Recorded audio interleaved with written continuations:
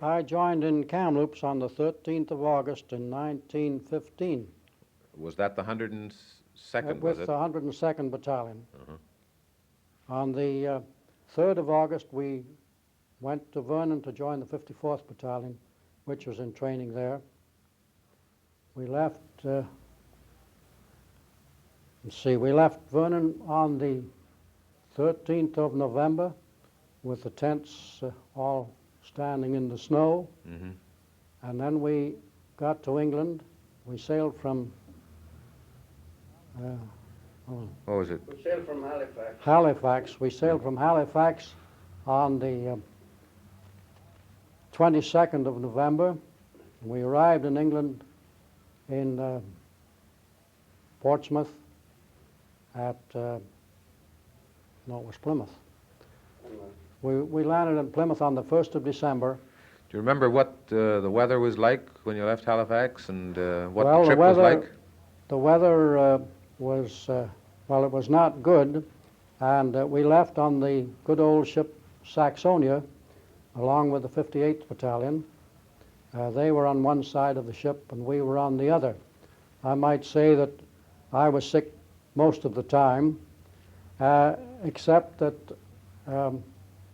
each day 200 men of each battalion were sitting on the sides of the ship waiting to shoot submarines. We had Ross rifles in those days, and we had a machine gun mounted on the rear on the stern of the boat, and 200 men a day were on each side of the ship going to shoot submarines. That was pretty optimistic, wasn't it? That was really something. Yeah. Who had the Crown and Anchor concession? Well, now, I don't know that. I might say that the food was very poor. We understood that the caterers were paid $1 a day per man, and we got about 15 cents worth, seems to me, because we mutinied actually on the ship going over, and broke open the canteen and went looking for the cook, and I'm sure if we had found the cook, some of the boys would have thrown him overboard. Well, after that, of course, the food improved, I'll tell you, greatly, because we had eggs we had never seen on the trip before, and the jam and everything came along pretty good for the last couple of days. But the cook took advantage of us on our last day there, because all we had for rations for our day's trip from Plymouth to Liphook was some old round loaves of bread in a sack. That's all we got that day. Might say we stopped at Exeter on the way there, and the Mayoress of Exeter was down the train with coffee and stuff. The Mayoress? Yes. She must have been one of the first female mayors of a Well, she town. I'm sure it was the Mayoress of Exeter was down at the train, and they had the ladies there, of course, were out on the station, passing out the cookies to us through them. Why did you join the Army, Mr. Grisdale? Well, everybody else was doing that, I imagine, and that was the common thing to do. Not only that, I was only just turned 18, and of course the excitement, and all my friends had joined up previous to that. I was apprenticed carpenter in there, and all the fellows that I had joined were old countrymen. They'd all gone back on the 1st Contingent, 7th Battalion. Did you, what branch of the service, what branch of the battalion were you in? I was in the scout section. Because I'd been a Boy Scout here, I was in Vancouver here, Boy Scout in 1910, so that when they formed the scout section in Vernon, my chum and I, who was a scout also,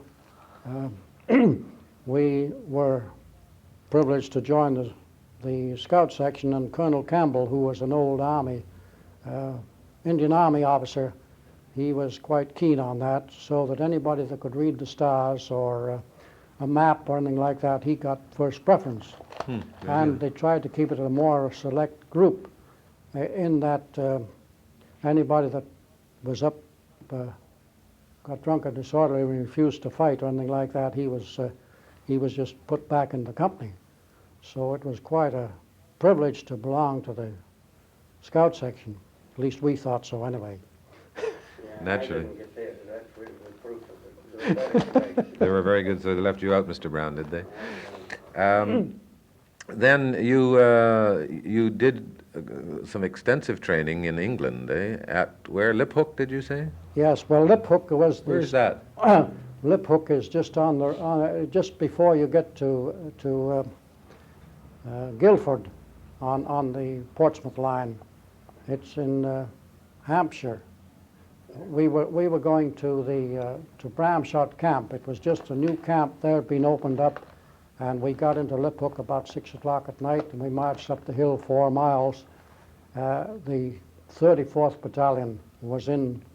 They were the first Canadians in Bramshot, were they? They were, well, one of the first battalions, and they had supper ready for us. We got up there about 8 o'clock at night. It was raining and pouring with rain, as you can imagine, in 1st of December, 1915. Yeah. When did you get to France then? Can you tell me when you got to France, and then perhaps I know that the battalion just did trench duty pretty well up until the first major engagement in November, which was Regina Trench. So if you can go from your arrival in France and go right to Regina. Well, on our arrival in France, we marched right through Le Havre up to the top of the hill and stayed there. And then, of course, we took the train, the good old boxcars with 8 chevaux and 40 homes, usually with 44 men to a car, and finally got to Poperinghe. And after that, we went into the line at the craters. We went through Dickey Bush and Scottish Woods, and that was where the fighting had taken place in June of 1916. We went in with the 25th Battalion into the front line for instructions, and then we relieved them, and they went to the Somme from there. We stayed there until September, when we started the long walk down to the Somme. There was just, to get back to my story of the how we liked to stay in the section of the Scouts, why was that my chum George Ellis, he got dysentery on the way down to the Somme, so each one of us in the section, we carried a part of his equipment, either his rifle or his entrenching tool handle or something like that, just so that he wouldn't have to fall out and get away from us. Good. We got to the Somme, I think, in the end of September or 1st of October, and from then on we were on working parties mostly.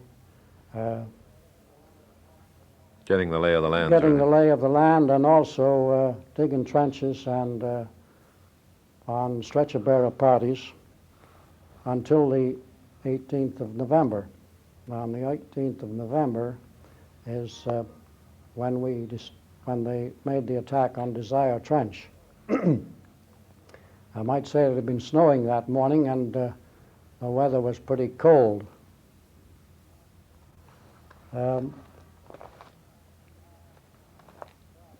Soon after the attack started, we had no report from the 2 advance companies, so my chum and I, or at least my friend and I, were sent out from battalion headquarters to try and locate the troops and how far the troops had gone. And we leapfrogged from one shell hole to another, first one and then the other of us, and advancing there because Fritz was still firing and there was still rifle fire and shell fire. And after we'd gone 200 or 300 yards, why, I was leading the way this time, and I stopped and dropped down in the shell hole and waited 2 or 3 minutes for this friend of mine to come up, one of the other scouts. And his name was Stan Reed, by the way. I've never forgotten. Because I looked back and to see why he hadn't joined me, and I saw him about 20 or 30 yards behind me there, down flat on his face in the mud. So I turned around and ran back and turned him over.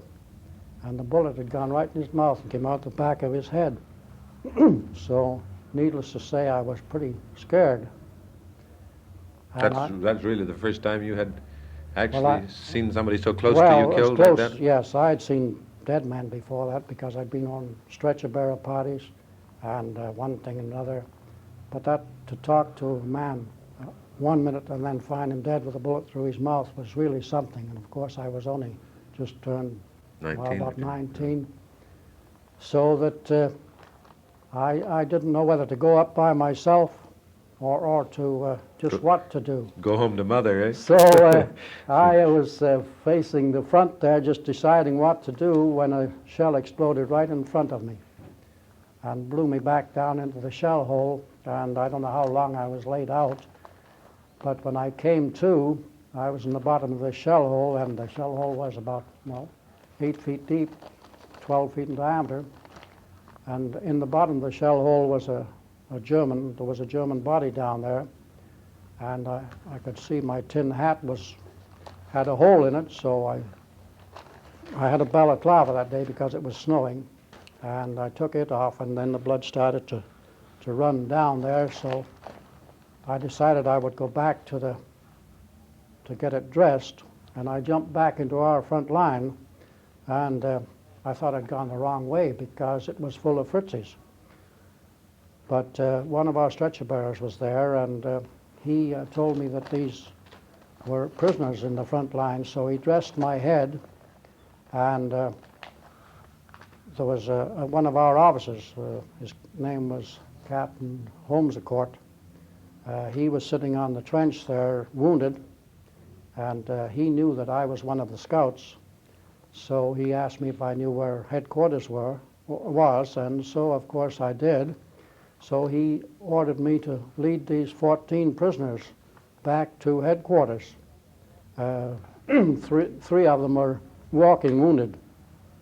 So we started out, and part of the trench was blown away there. The communication trench was blown away. And so the next thing I know, there was 10 of these prisoners that passed me, were running past me to get down into the trench because Fritz was still firing over some shells. I was pretty scared, but I wouldn't run anyway. I would like to run also, but I didn't. And they just dropped down in the trench and waited for me to come up. We just had one man with a bayonet at the rear of these 13 when we out. I said, well, what will we do with the wounded guys? He always says to heck with them. He said, just let them stay there. They can't get away anyway. So we continued on with the 10 extra ones up to the headquarters, and the RSM took over as soon as we got there. The colonel came out and saw them, and the RSM told me to go and report and get my head dressed. So I went to the Red Chateau, which was the dressing station, with our own doctor there. And then from there I took a truck and went back to the big main dressing station, I guess where, just in front of Albert. That was the largest one there. That's what, so that's what happened to you at Regina Trench. That's what that was happened your at action. Regina Trench. Would you say that,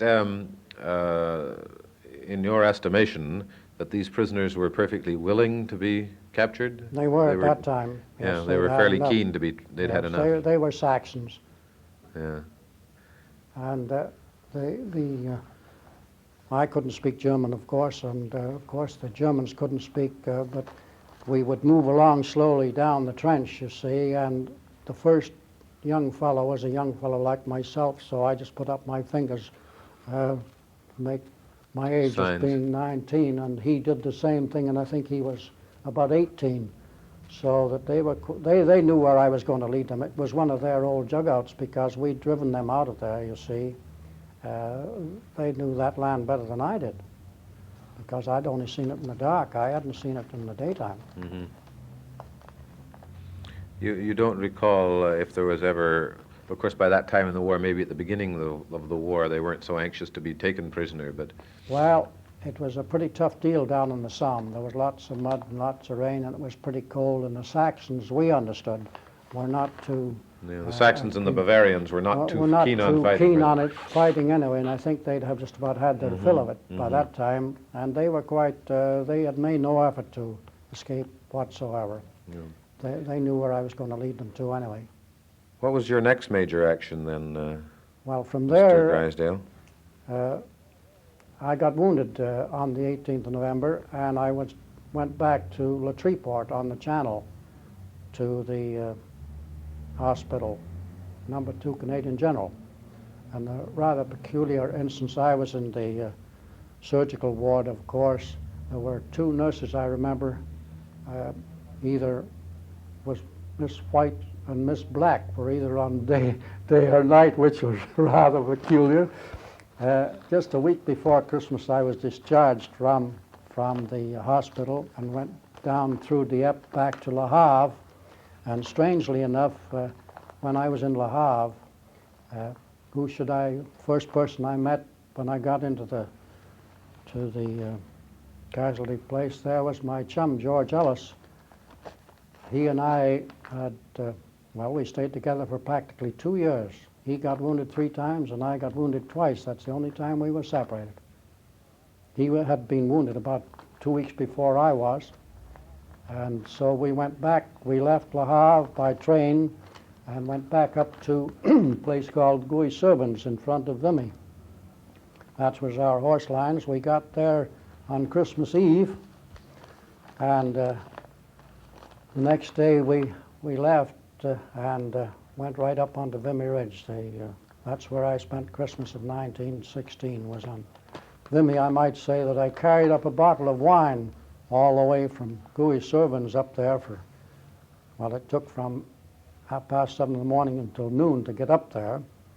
And when I got up there, the boys just threw it right back over the trench. They didn't want it. There was lots of rum issue up there that day because the battalion was pretty short-handed, and there was lots of rum and not enough people to drink it. So they weren't having any wine when they So could we get something didn't need any red stronger, wine that day. Well, we came out just before New Year's, and we went back to Grisdale. And soon after that, we started to get ready by carrying in these mustard gas cylinders in to make the attack on the 1st of March. And I might say that was a fiasco because, for one thing, the wind turned around after we started the gas, and it came back on us to a certain extent. This was on the 1st of March. This was on the 1st of March. Can you tell me in some detail exactly where you were at the time and what what happened? Well, I was, as I say, in the scout section, and the idea was that there was to be no shell fire. They figured that if the shells if they opened up with a barrage, that it would destroy the effects of the gas. And I say we, all the troops had ladders. We were not supposed to get down in the trench. The idea being that the trenches would be full of gas. And so we had these ladders made, which were to be thrown across the top of Fritzy's trench. And we were supposed to go over there and take a look. And in fact, the biscuits came up in large cans, about 12 inches in diameter and about 18 inches long. And out of those cans, the scout section made more or less a little bracket like I have in my hand here with a piece of string. And I had a plan, a map of the trenches right there. I was supposed to walk over there without any trouble, mind you. There's going to be no firing or no shooting. Nobody's going to shoot at us then.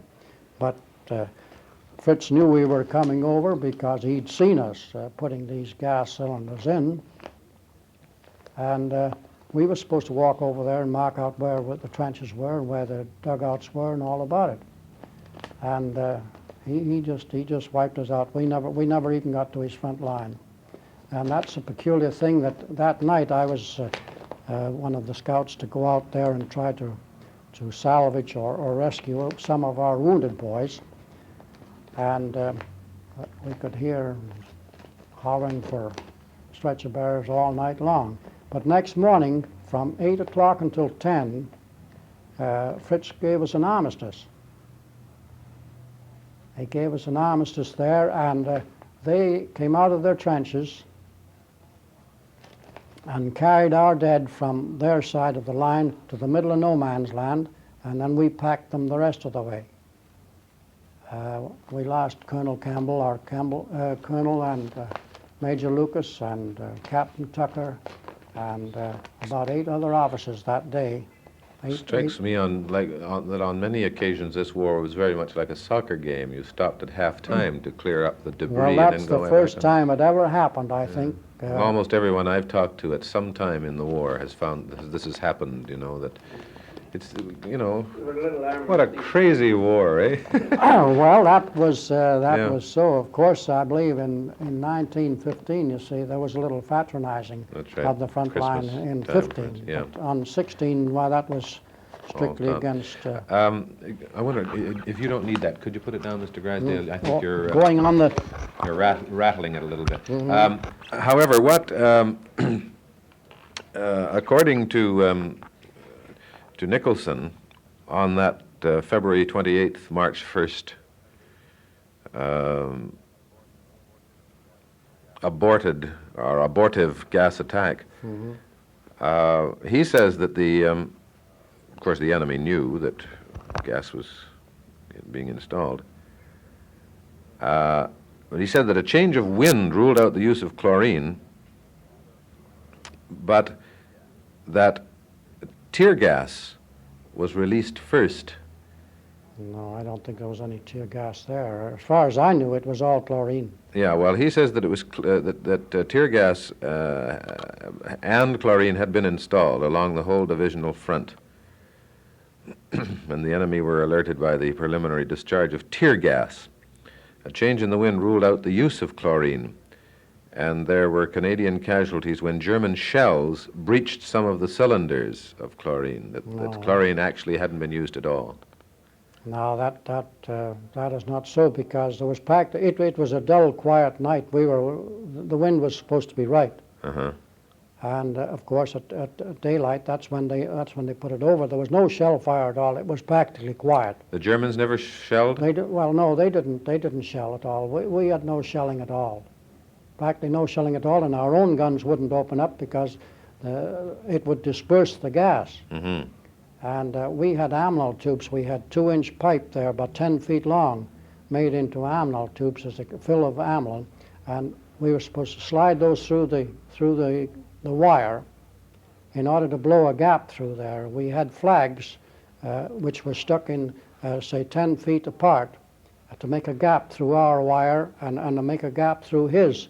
And so that the idea of the flags was so that we would have a passageway back, because that wire in places was as wide as this room. I mean, it was pretty heavy. What are these tubes you were talking about? They were filled with amnel. What's amnel? Well, it is an explosive like dynamite. Oh, I see. And you just put You it right slide through it right through and fire the fuse, and she would blow a hole through the wire. That was the idea of the tubes. And of course, old Fritz knew we were coming that morning, because I could see them. And I had no rifle with me. I had a revolver, and this 2 mils bombs and this map on my neck, so I wasn't too anxious to get... Well, what was the objective? In other words, you were supposed to follow the gas? That's right. We were supposed to follow the gas and go over there and mark down on this map where his dugouts were and any emplacements or anything like that. I think it must have been in preparation for the attack on the 9th of April. It was just a month prior to that. It was a strictly new kind of attack of the brigadier, name is not mentioned, of course, that he had thought up, you see. And our colonel, I got this from one of the fellows who was in it and wondered, the colonel's Batman. And he said, this won't be on the tape now. So he said that I saw him he was in Glasgow Hospital with me. He got wounded there. And the colonel saw the gas wasn't going over, And he went down to his apartment, he phoned back to headquarters and told them that. He said, it won't be a bit of use. He said, the gas is not reaching. He said, it's tunneling and going down the line. And he was told to carry out his orders. So he took the kid's rifle from him, and he went over ahead of the bunch, and that's how he got killed in the German wire. The colonel did. He didn't have to. He had no license to be up there at all, but he was just like a captain on the ship, as John said, and because he had no license to be up there in the front line at all. Yeah, yeah. So the poor old colonel, he got hung, and the fellow that picked him up and brought him back, he got a military medal, I think. Well, that's pretty well what the account says, and there was, of course, that you met with a tremendous firepower from German well, he just stood small right up arms. there and, No, but I mean the whole. There was apparently nearly 700 men killed. Oh, it was a bad deal. Yeah. Well, one other thing might interest you is the fact that about a few days after that attack, the 1st of March, an Imperial came into Glasgow Hospital where I was, and he told me they were just further down the line than the Canadians, and he says our gas blew down the line and blew over the German trench at their place, and he says they walked right into the third line of German trenches, and there was not a thing but dead Germans, or else it's skadooed, you see, dead or wounded Germans. Well, it had some beneficial effect. They got the benefit. They got the benefit of it. Yeah. Did you have gas masks at the time, Mr. Grisdale? Yes, Yeah. we had the old-time gas masks. Well, then your next action would be, of course, on April the 9th. Yes, at Vimy. well, I was as I say, in the scout section. So another chum and I, we were detailed as battalion runners for that day. Do you remember the day? Pardon? Do you remember the day and how it started? And Well, of course, we went over this other scout and I. We went over to 7th Brigade headquarters. We were going to run from the 7th Brigade, which was in Furbus Wood, to our battalion. Any messages or anything, in case the communications broke down, they always had messengers to take messages. And so he and I went over there, and on the morning when the barrage opened, of course, that was really quite a barrage, because the guns were pretty thick. We really plastered them. And they would concentrate for half a minute on this spot, and then raise their sights maybe 100 yards, and that's the way the barrage worked. And I'll never forget the chap that was instructing us just before that. He was an Englishman, came and was telling us about this barrage, as he called it. I always remember this. He said, you want to watch that you don't get too close to your own barrage. He said, there'll be arms going here and legs going there and everybody going arse over tip. So he says, don't get too close to your own barrage. very good. Wise words, just the same, eh? And so I got back to our battalion headquarters, which was in Tottenham Tunnel at that time, and I did see the 85th Battalion come right up over the top. They came up in support of the 75th Battalion, because at the Pimple, a 145, as you got it down there, it was called the Pimple. They had quite a tough time capturing that, and the 85th Battalion came right up over the top, which had never done before. I saw them right out on the top there.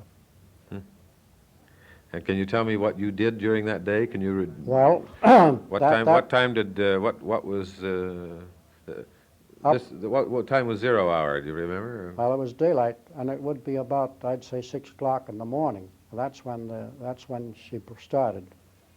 And how did it? Just describe the whole thing for me, if you can.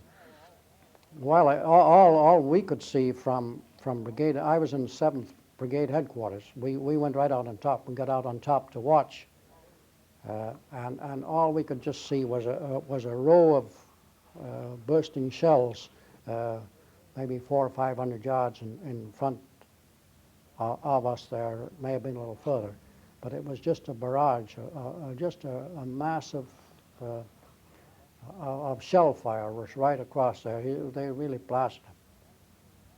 And then what happened during the and day? then myself personally, I was, as I say, a runner, and I stayed at the battalion headquarters there just in case we had to take any messages from anywhere to anywhere. But the battalion, it advanced over there and went over the top of the ridge and down, partly down the other side. On the That Douai day. Plain. On the the Douai way Plain. to Lens, Yeah. yes. And the next day, of course, we advanced further and got down to quite close to Lens. And that's where the line stayed for quite a long time. Did you you got up on? Did you get up on Vimy Ridge the first day? Oh, yes. I was up on, well, not the first, the second day. And really, it was just like being on Little Mountain, actually. You could see for miles and miles and miles. Fritz, he just looked right down in our trenches all the time. It's a wonder we were able to stay there at all. Would you say that that Vimy was a bad battle or not? Well, as far as we were concerned, it was a good one Yeah. because we. Some sections had trouble, real trouble, and others well, it wasn't too. I mean, it was bound to be that way, but it was a good day for us because that was the biggest advance they'd had for quite some time on that. Well, on that front there. You see, we went ahead a couple of miles, I guess, not just doing the 2 or 3 days, not on the first day. No. But before Fritz stopped us in front of Lens there, why, we'd gone quite a little ways. And we stuck around there pretty well all that summer. That's where I got wounded again in Amiens, in Avon. I got shot in the leg the first time I got hit in the head. Oh, this was during the This- before Before we went to Passion. to In September, we started and we went up to Passchendaele. you were in holding positions at Vimy until September, yes, right? well, yes. The regular routine was, of course, 6 days in support, 6 day reserve, 6 day front line, and then 6 days out on rest. That was the way it went all during that summer up until we went up to Passchendaele. And we went into Passchendaele. In fact, I went into Ypres and looked around there. The battalion did not have any action there, did not go into action there because the weather was so bad that they decided to call it off.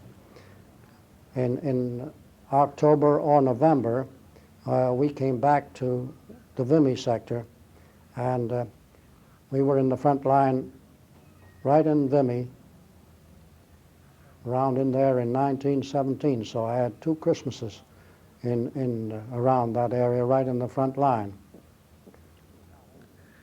Then what happened to you? Well, in the spring of 18. In the spring of 18, we were put in Corps Reserve, as they call it. We were back around Hurston-Kopini, and we were in training there for, I would say, 6 weeks, until about the end of July, when we started, and we marched by night down to make the attack on Amiens, which took place on the 8th of August. The longest march. The scout section, by the way, used to always lead the battalion, and as we came to each crossroad, one man would drop off there, and when the battalion passed, he would fall into the rear, the reason being so that we were always keeping the battalion on the right road. The longest march I had, a night march, was from 6 o'clock at night until 6 o'clock in the morning, and we covered about 20 miles. I might say that it was quite a surprise to Fritz when they attacked on the 8th of August, because we were supposed to be, well, we went into action there around 9 o'clock, or at least we started up the line about 9 o'clock or even before, and we didn't catch up to Fritz till 4 o'clock in the afternoon. I might say that I saw the BCDs, that's the BC dragoons or something like that, on their horses going into one of the little villages with their sabers in their hands, and I think that's the first time they'd had any cavalry in action since 1914. I saw them going right through there, this little village, and we followed them through.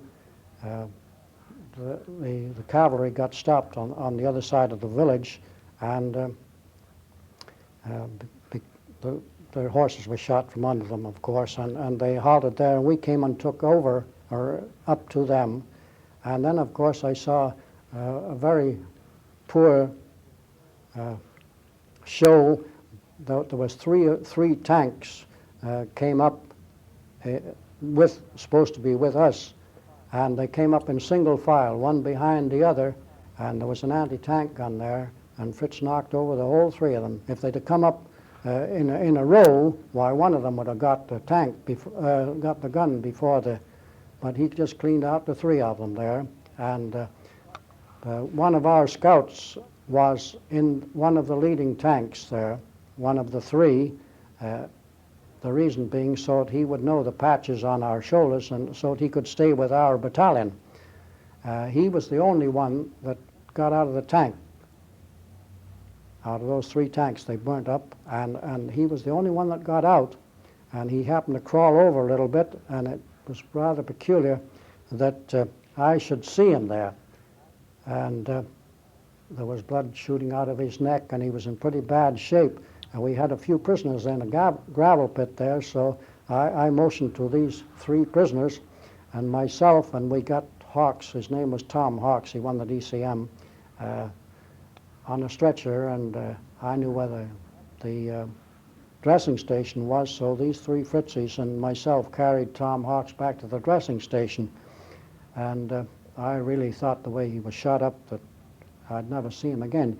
But I did see him. I met him in Liverpool. I went to Liverpool on leave in August of 1918, and I met him right on the street there. He had 52 pieces of shrapnel in him. And then finally I came back and met him in Vancouver here. What, can you tell me exactly what you did on that day, on the 8th of August? Do you recall well, some of the things you did? Well, it's pretty... How did the battle go? I mean, what were the objectives, and what were you trying to do? Do you remember? Well, it was quite a surprise to Fritz, and we advanced about 9 miles in that, not in that day, but during that time. Mm-hmm. The object being was to break through. Actually, that was the start of the last 100 days. The last 100 days. I might say that on the second or third day after I was there, Fred Kemp, a chap that was in the Scouts. He was one of the Scouts at one time. He was the corporal of the Scout section. He'd gone to England and got a commission, and he came out, and I was his runner that day. So we were out there in front trying to see where we were supposed to go or something like that, and the rifle fire came along and shot Fred. So that was... It paid to stay a private.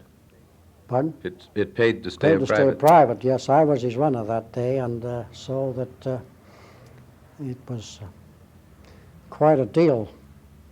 He, of course, was supposed to lead the way, and he was more conspicuous, apparently, so they picked him off. But they... what kind of action was it? I mean, was it a... there was it opened up with tremendous artillery. Well, it was quite a barrage to start with, and then being such a surprise, and... well, there had been some decoy action up to this. I wouldn't know too much about that. Various battalions up towards the Ypres area, yes, and then brought them back at night, and then sent them up in the daytime and brought them back at night, so that he would think that they were loading up in that area. They thought they were loading Ypres area with Canadians. But that was just a flying. They had flying patrols go up there and pull a raid or something that to make them. How far would you have gone in the first day? Oh, I'd say 2 or 3 miles. We went right through his forward guns. He had never any time to pull out even his advanced guns.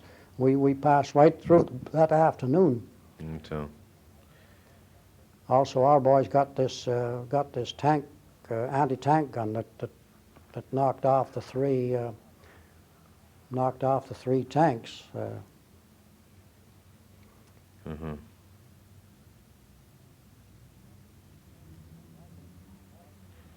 The Yeah. casualties were pretty light that day. Were they? Mhm.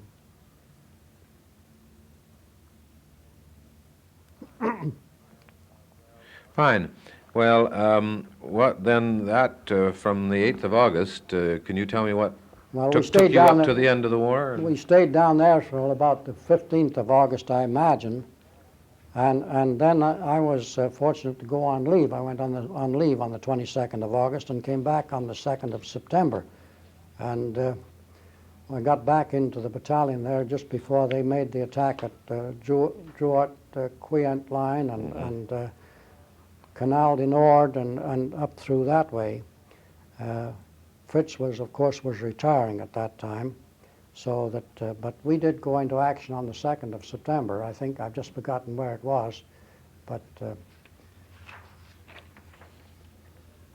and then of course the first civilians we ran into after was in a place called Aubichekor, and as Fritz went down the main street, he just stuck his rifle butts right through the windows. They just broke all the windows all the way down the street, and we just followed Fritz through. He was going, we were about, maybe an hour or so behind Fritz. He was just retiring, and we were advancing until we got into Valenciennes.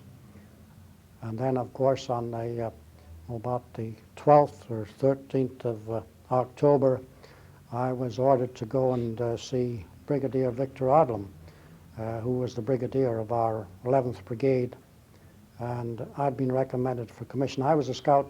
I was the bombing sergeant at that time. The bombing sergeant had been sent to England for a commission, and so Major Bailey, he had recommended me for a commission, so I went to see General Odlum, and I met him in a farmhouse there and had quite a long talk with him. Of course, as soon as he knew I'd come from Vancouver and that I'd been wounded a couple of times and over there for 27 months, he thought I'd better have a little bit of a rest. So I interviewed General Odlum, and he okayed the deal. So of course there was about 5 or 6 other sergeants and myself.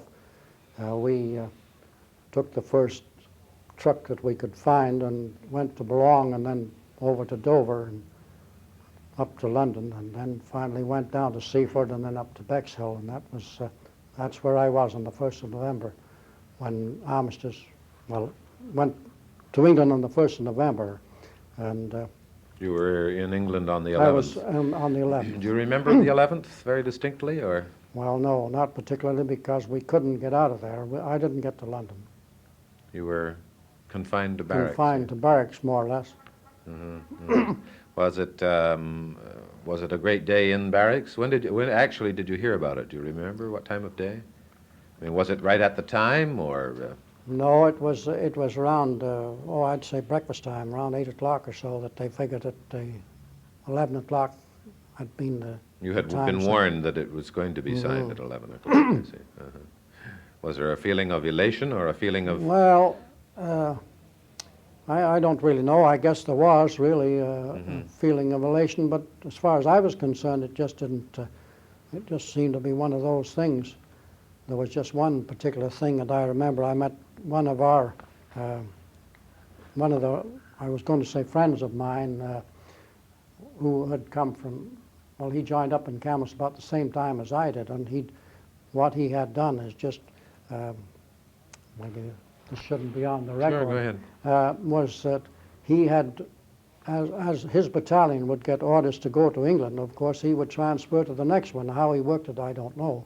But anyway, he did, and finally they got him because conscription had come in, and they finally got him to England, and I met him about a week before Armistice, and there was rumors of it at that time, you know. There was rumors of Armistice at that time, and I know this fellow here, he said, by golly, he looked at my arm, and I had 2 wounded stripes on my arm, and he said, what are those? And I told him, and he said, you know, they're talking of an armistice here, that the war is pretty near over. He said, I hope it's not over before I get over there.